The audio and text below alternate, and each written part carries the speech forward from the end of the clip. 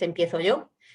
En esta parte os la vamos a presentar Sonia y yo, así brevemente. Y pues para contextualizar, simplemente deciros que dentro de nuestro trabajo en el territorio español estaremos prestando especial atención durante los próximos meses a las condiciones laborales de las trabajadoras de hogar y cuidados. Porque estas mujeres empleadas en nuestro país, que están empleadas por hogares familiares, representan un colectivo aproximadamente de unas 580.000 mujeres, de las cuales sabemos que aproximadamente un 30% vive por debajo del umbral de la pobreza. Vale, a falta de un reconocimiento de sus derechos laborales en igualdad al resto de personas asalariadas, o sea, que son gente que no tiene ni derecho al paro, ni a la prevención de riesgos laborales, ni a una negociación colectiva que sea efectiva, ¿no? Pues a esto hay que añadir que son personas muy vulnerables. Son sobre todo mujeres, que en muchas comunidades autónomas son un elevado porcentaje de migrantes y además que muchas de ellas están sin papeles. Pues como os decíamos, son mujeres que desempeñan su trabajo, que están solas, que están dentro de hogares de otras personas y que además son gente que sufre una alta dependencia económica. Es, sin duda alguna, uno de los sectores laborales más precarios de nuestro país, ¿no? Han sido ellas las que han hecho posible nuestra masiva incorporación de la mujer al mercado laboral, como os decimos, en nuestro país, y que ha sido también gracias a su trabajo por lo que España puede permitirse desgraciadamente, una inversión menor en cuidados de larga duración que en otros países de nuestro entorno. De todas las trabajadoras de hogar en la Unión Europea, de todo el abanico de trabajadoras de hogar que tenemos en la Unión Europea, un 28%, o sea, casi el 30% trabajan en España. Las familias y las administraciones, todos hemos externalizado a bajo coste los trabajos más esenciales de nuestra sociedad y de nuestra economía. La COVID-19 ha sido una llamada de atención. Sin cuidados no tenemos nada, no hay nada. El actual gobierno se ha comprometido a ratificar el convenio 189 de la OIT, ¿vale?, para la mejora de las condiciones de derechos laborales de estas mujeres. Y en este contexto estamos trabajando con el Instituto de Estudios de Género de la Universidad Carlos III en un estudio que recoge las propuestas legislativas y de política pública para contribuir a que la ratificación lleve a la mejor garantía posible de los derechos laborales de estas trabajadoras. Y además que esto conduzca a una reestructuración, a ser posible, y intentarnos que así sea, de los cuidados en la sociedad española, con una mayor participación encaminada a una mayor participación del Estado, ¿no? Vemos, pues, que son necesarios, imprescindibles, cambios en el marco legislativo y de las políticas públicas para garantizar, por fin, que haya un trabajo digno en este sector.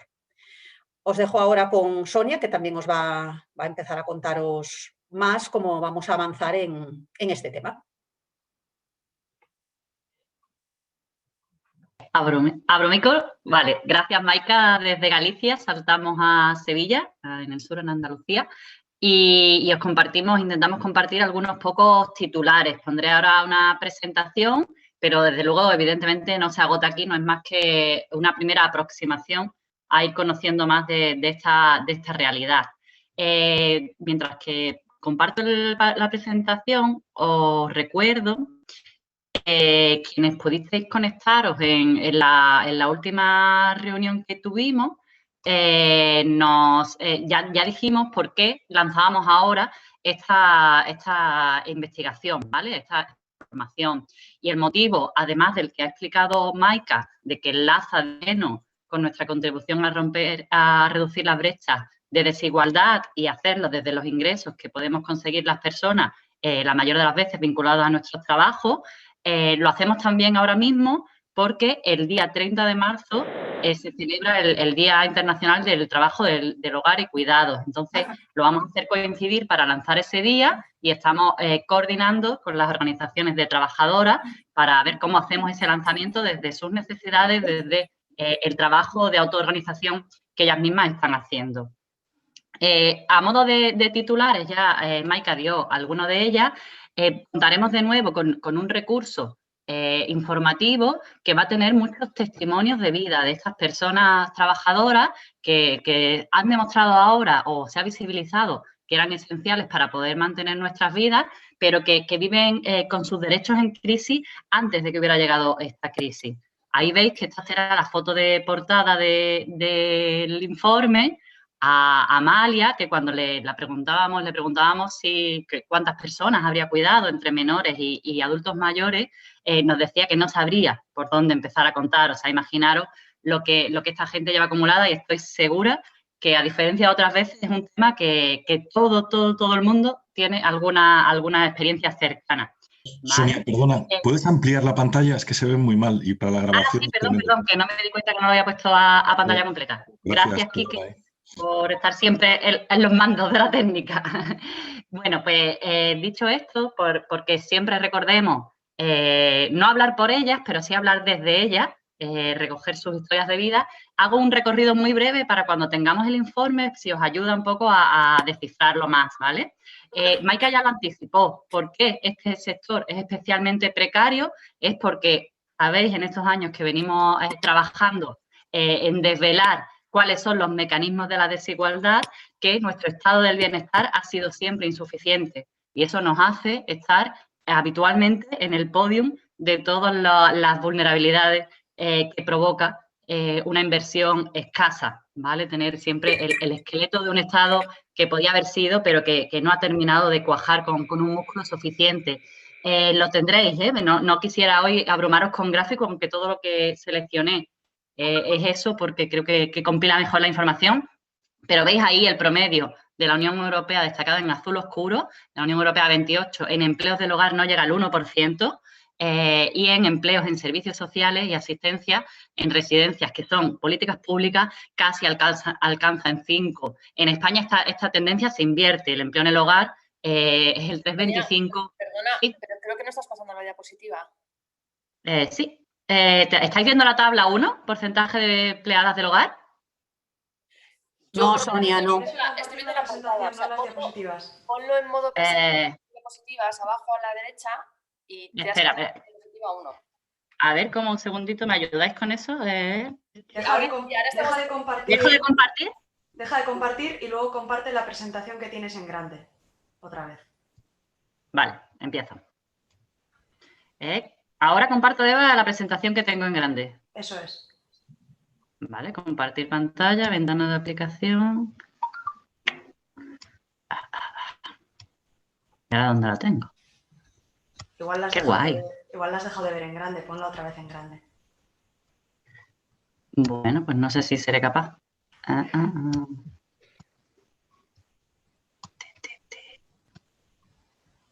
Compartir pantalla. Y es ahora. Compartir. Vale. ¿Y se ve en grande o no se ve en grande? No. Ahí, en ese botón. ¿Todavía no? Pincha y en ese botón. Y espera un poco. Sí, le he dado. Qué raro. ¿Sale ya en grande? ¿No la tienes tú, Maika, la presentación? Para que la puedas pasar tú a lo mejor. La tengo. Voy a mirar de si os la puedo pasar. Lo siento, ¿eh? Siento que no lo sepa hacer, no sé por qué. No, bueno. no es culpa tuya, ¿eh? Probablemente sea un tema de la versión. A ver si puedo. Sí, del algoritmo. A ver si puedo yo.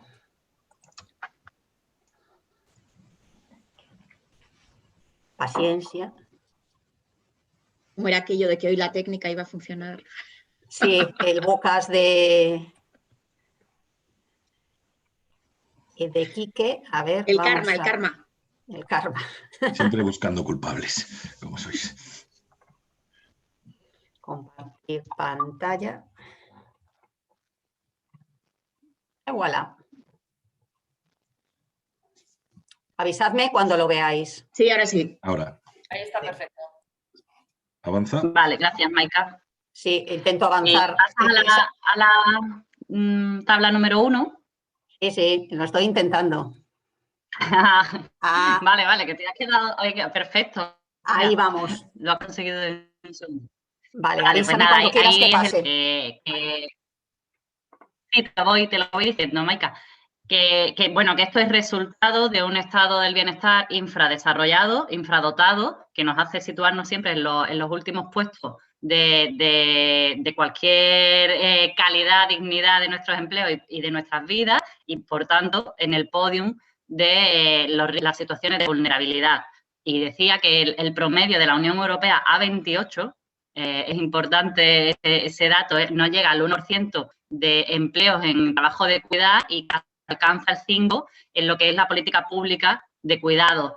Sin embargo, en España, como la política pública de cuidado tiene apenas casi la mitad, 2,5, 2,70, pues evidentemente, como vasos comunicantes que son, tenemos que estar cubriendo las familias y cubrirlo evidentemente con la diversidad de posibilidades que tenemos las familias. ¿Pasa la diapo, por favor, Maika? Vale. ¿Por qué sigo explicando motivos de por qué ponemos el foco en acompañar a estas mujeres? Porque dentro de los empleos, y Maika ya lo destacaba, son de los empleos más precarios porque tienen menos derechos reconocidos e incluso los que están reconocidos, el seguimiento de la fiscalización de si se cumplen o no es bastante más difícil por desarrollarse en un ámbito privado y por no tener capacidad de agrupación bajo sindicatos y demás como tenemos otras personas trabajadoras. Y esto hace que estén sufriendo una situación de vulnerabilidad más alta. La sobrerepresentación que tienen estas mujeres en situaciones de pobreza relativa, de carencia material, bueno, sabéis manejar todo este tipo de matices en la pobreza, pues lo estáis viendo, es entre 2 y 3 veces y media mayor que el resto de personas. ¿Pasa, Maika? ¿Por qué lo es? Lo es porque sus empleos tienen reconocido menos derechos y lo es porque además el trabajo al que accede habitualmente está en condiciones de parcialidad no deseada. Ahí veis que más del 50%, el 56%, entre la primera y la segunda columna, tienen apenas un cuarto o un 20 o una mitad de la jornada, ¿vale? Están trabajando a tiempo parcial muy, muy escaso y eso hace que evidentemente sus salarios sean muy, muy pequeñitos. Si estuvierais trabajando o estuviéramos trabajando cualquiera de nosotras a 10 o 20 horas semanales, evidentemente, pues cobramos esa proporción del salario. Si además a eso le sumamos que su salario reconocido por convenio ya es bajito, pues estamos hablando de personas trabajadoras que apenas un porcentaje importante de ellas, más de la mitad, no ingresan ni 300 euros al mes. ¿Pasas, Maika? Vale, vemos que también es la situación de parcialidad, es una de las explicaciones, y la situación de informalidad. Esto se ha reducido bastante, pero sigue siendo todavía una situación preocupante. Si veis ahí, desde 2012 empezáis a apreciar que se van encontrando las líneas naranja y azul, que son las personas dadas de alta en la encuesta de población activa versus las personas reconocidas en la seguridad social, o sea, activas en la seguridad social. Esto se ha ido recortando, con lo cual el margen de informalidad ha decrecido por la aplicación de un Real Decreto en 2012, se conoció como la Ley Rubalcaba, que exigía pues precisamente la regularización del empleo en el hogar. Sin embargo, ha tenido la capacidad de corrección que ahí observáis, ha sacado a un 25% de estas personas de la informalidad y por tanto, de la mayor capacidad de buscar de ellas, de establecer por la parte empleadora las condiciones que quieras y que quede fuera de las coberturas, de las escasas coberturas previstas por el Estado, pero ya está estancado desde ese momento, no tiene más capacidad de corregir esto, por eso estamos haciendo nuevas propuestas que después os contaré. Maika, si sigues, por favor. Bueno, ¿qué ocurre cuando todo el germen de tu trabajo es precario? Pues evidentemente que tiene un impacto en tu vida en condiciones de salud. Aquí vemos que han estado sobreexpuestas a los impactos del COVID, al posible contagio por COVID. No solo, que esto es parte de un engaño que se suele hacer, se las reconoce como esenciales de su trabajo y se las trata como paternalistamente, como qué necesarios son y claro, es que tu naturaleza del trabajo te condiciona enfermar más que otras personas, pero eso no es toda la verdad. Eso es cierto, que estas tareas de cuidado están más próximas a poder ser contagiadas, pero lo es también el que tienen también menos cobertura, decía de derechos, y cuando decimos de derechos hablamos también de prevención de riesgos laborales.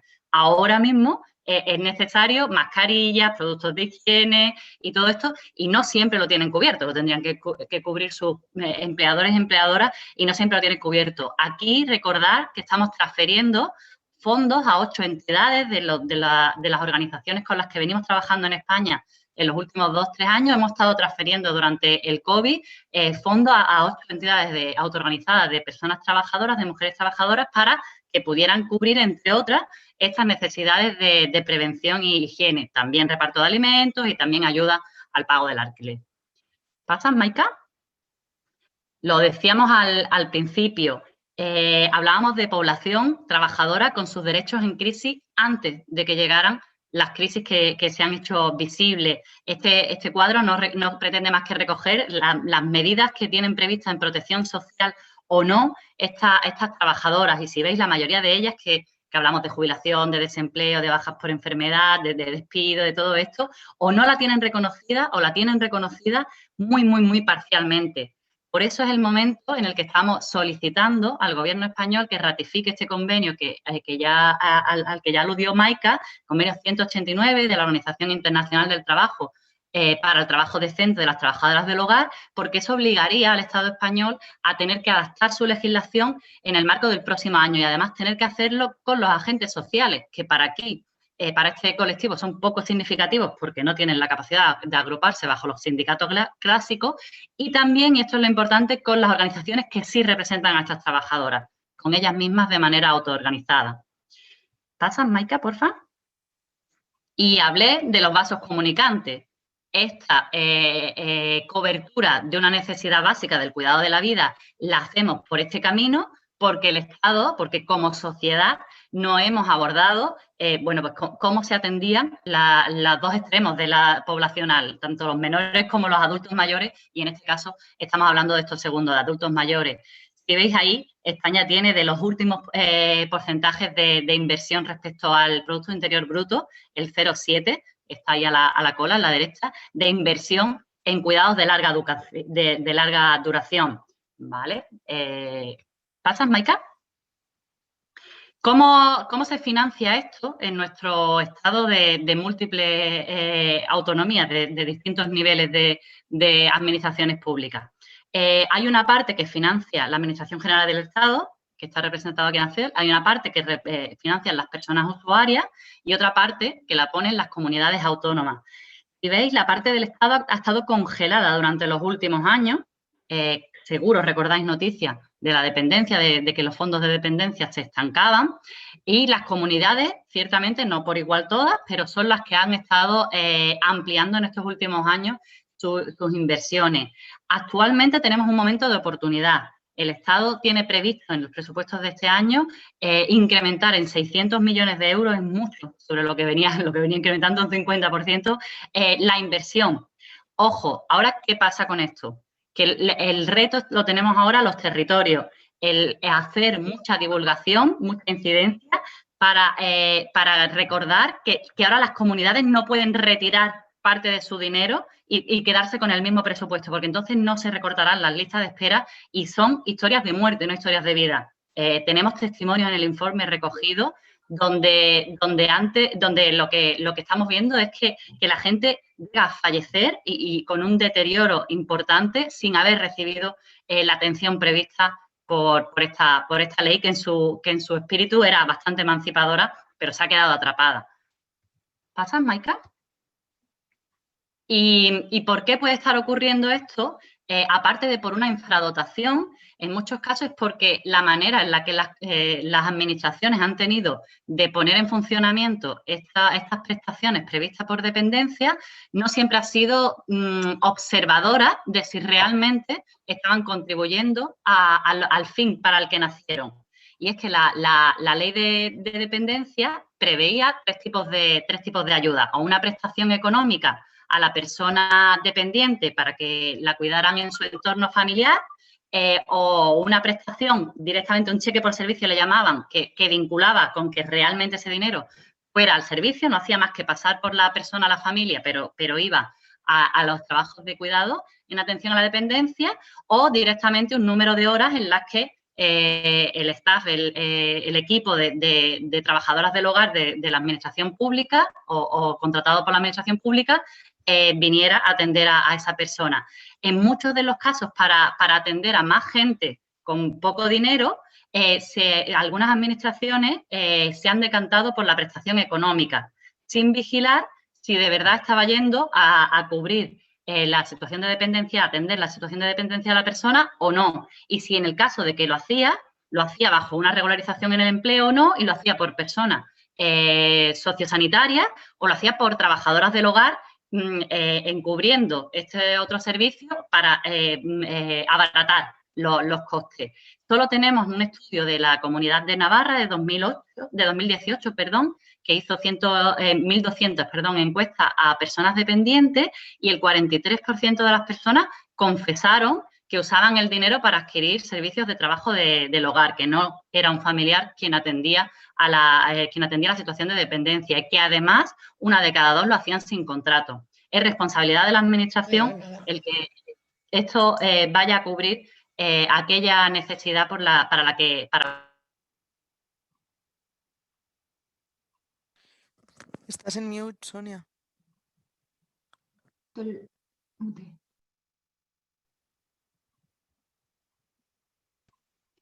Porque alguien me ha salido el anfitrión o anfitriona, le pide que... Bueno, da igual.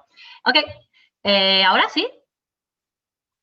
Vale, no sé si llevaba mucho tiempo en silencio, pero nada, decía que lo dejo aquí, que no pretendía, antes de pasar a las recomendaciones, que sabéis que siempre es nuestra manera de abordarlo, justificar qué está ocurriendo, por qué llegamos a querer acompañar una realidad que reta la dignidad humana y la cohesión social y después hacer una serie de recomendaciones en consecuencia. Como veis, lo único que quería evidenciaros es que dentro de las personas trabajadoras viven una situación de mayor precariedad y por eso es importante que podamos estar acompañándolas y que además no es efecto de la crisis, con la crisis se ha agravado, pero que ya vivían en situación de crisis previa por decisiones normativas y que tenemos que abordar los dos puntos, los dos vasos, porque son realidades comunicantes. Hay muchas trabajadoras del hogar y con toda esta situación de parcialidad, de informalidad y demás que les hace poder estar más abusadas en sus condiciones porque la política pública de cuidado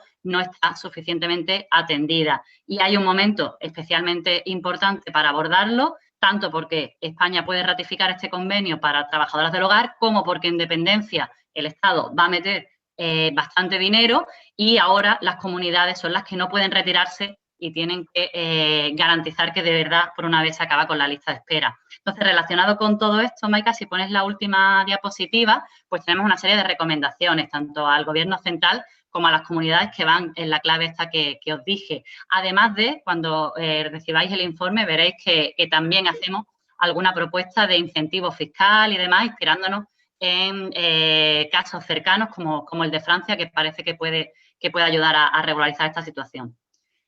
Creo que no me dejo nada. Siento la dificultad técnica.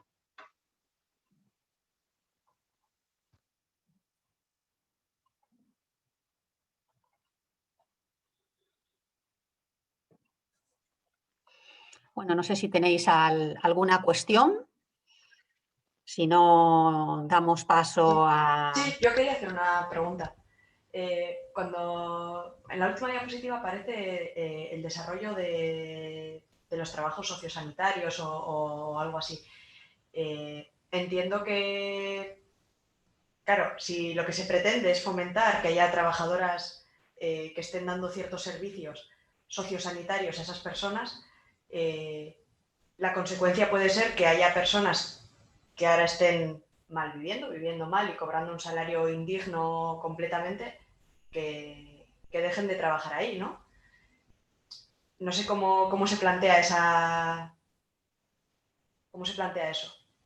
¿Esas personas dejarían de trabajar? No sé si me Dice explico. el equilibrio entre mejorar las condiciones del empleo y el riesgo de que los estándares del empleo pueda hacer que no es que mejoren las condiciones, sino que desplaces un poco como la posibilidad de trabajo porque la demanda se contrae.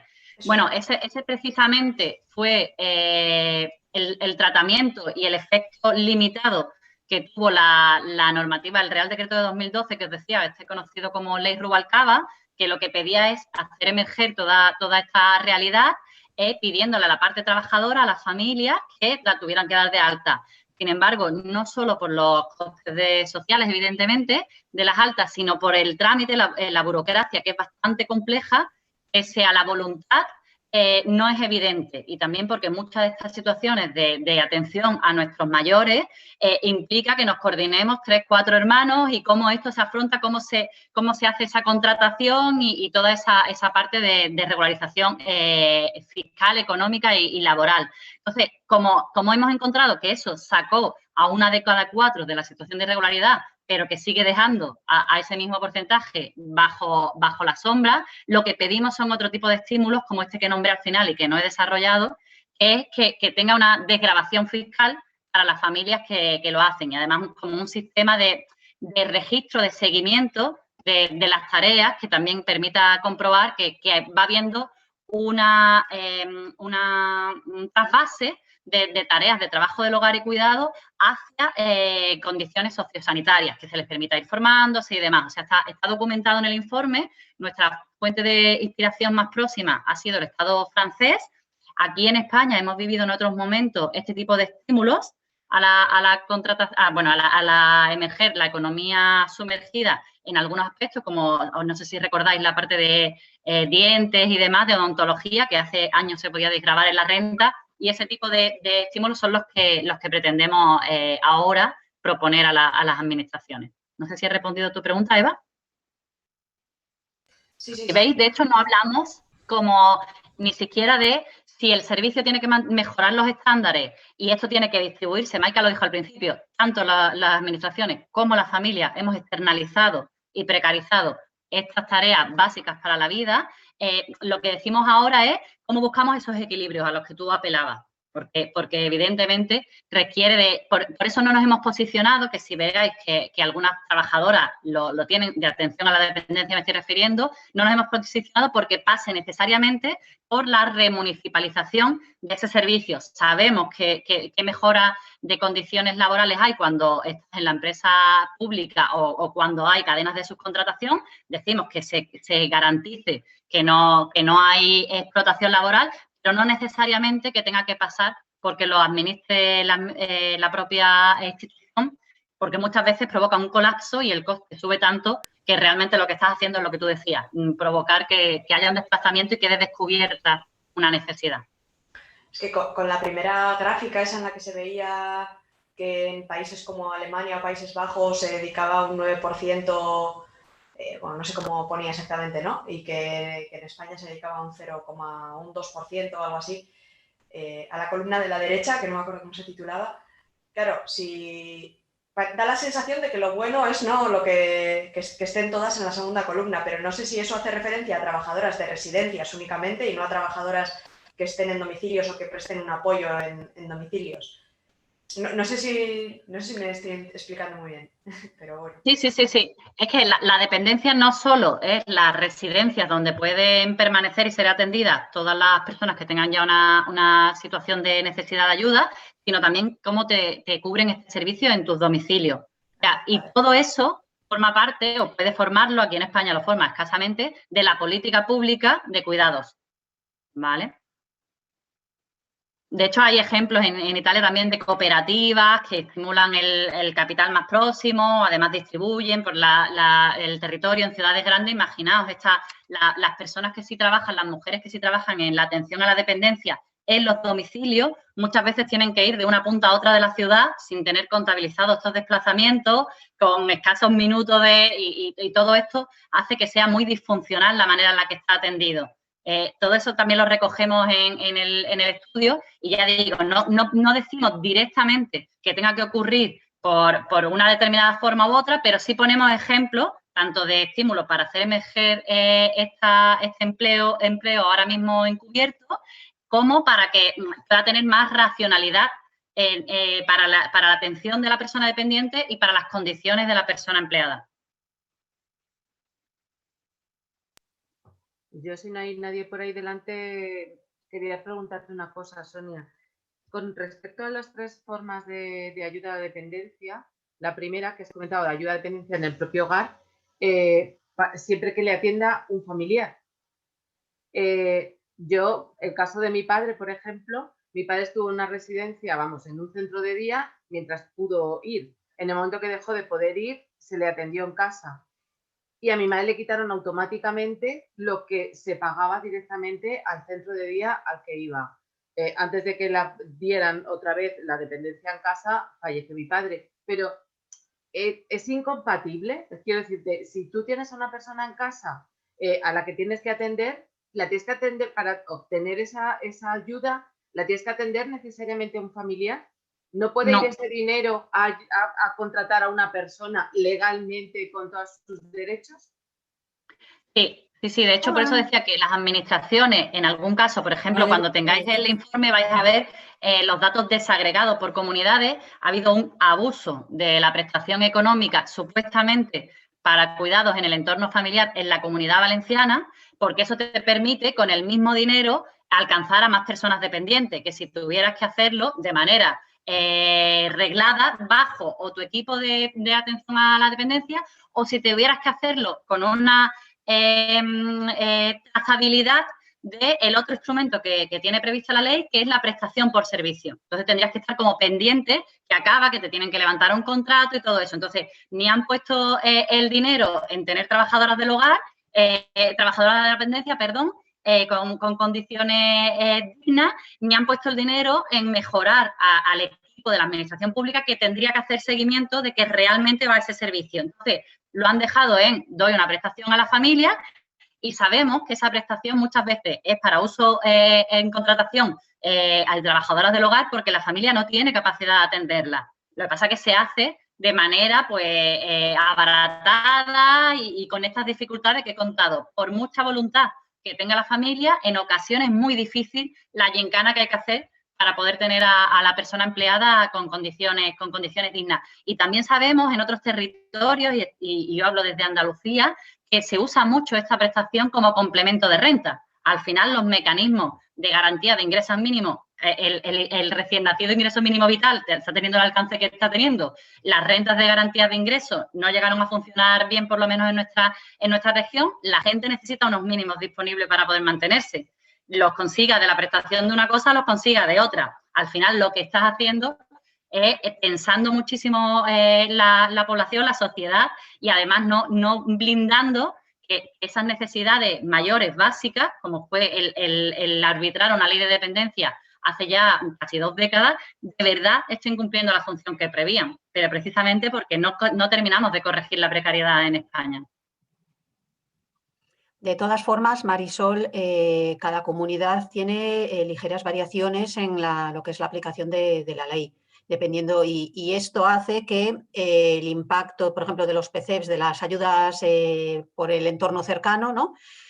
Sea distinto de unas comunidades a otras. O sea que yo os invitaría a eso de leer el informe y también enteraros de cómo está el tema en cada una de vuestras comunidades, porque hay variaciones interesantes.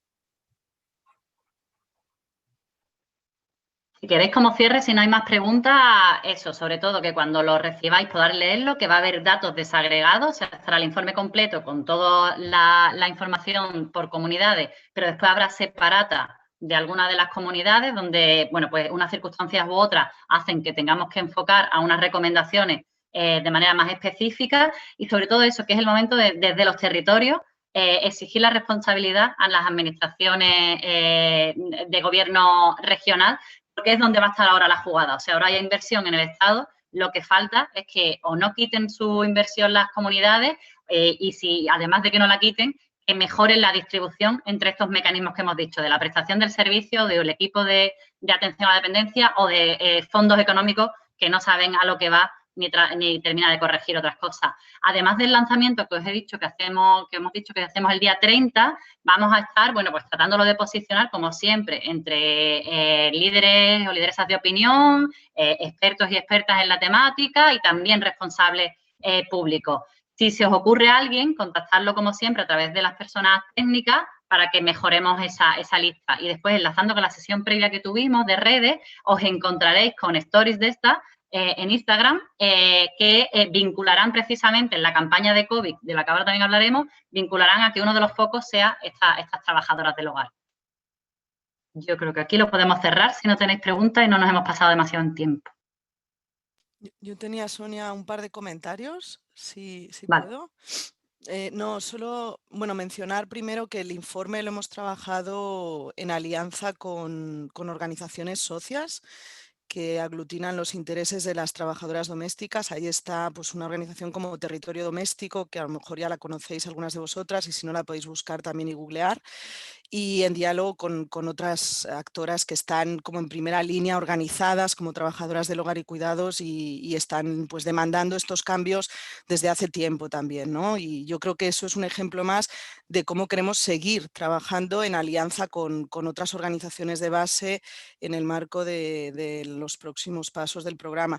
Y luego el segundo comentario, bueno, deciros que en el marco del programa España, este ejercicio y todo este trabajo que Sonia os compartía, que viene ya de un trabajo de investigación y que va a salir a incidencia, a trabajo en redes, a comunicación, etcétera, durante los próximos meses, pues se engloba y se identifica dentro del objetivo 2 del programa, ¿no? Entonces, bueno, en algún momento seguro que me habréis oído algunas personas con las que he compartido decir que el programa no empieza de cero, sino que lo que hacemos desde el programa es realmente construir sobre lo que ya está en marcha. Y este es un ejemplo concreto de ello, ¿no? Trabajadoras del hogar y cuidados era una prioridad que ya venía desarrollándose desde antes en el marco de Oxfam Intermón por todos los motivos que ha explicado Sonia y Maika y que se inserta dentro del programa y lo vamos a seguir priorizando durante todo este año.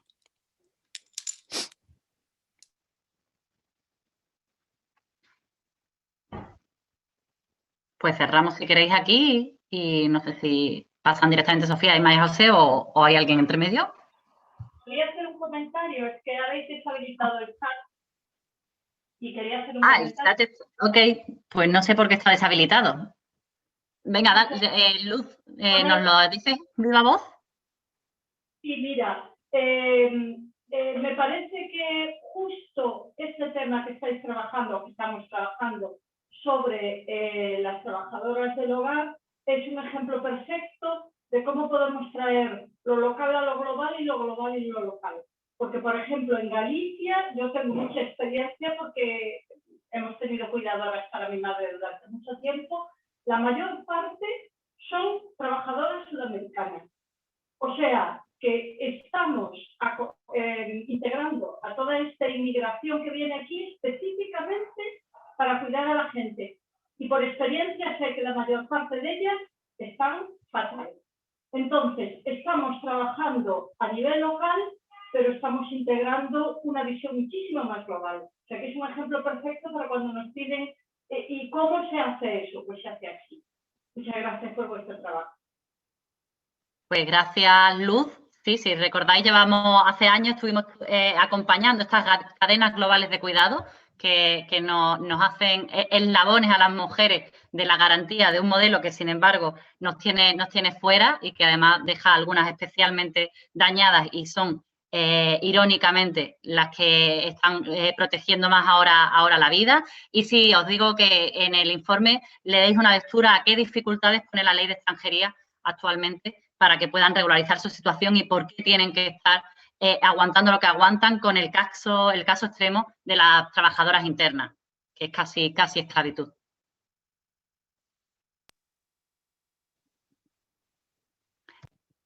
Gracias, Sonia. Gracias, Maika. Y Sonia lo ha mencionado en su discurso, el ingreso mínimo vital, y sobre eso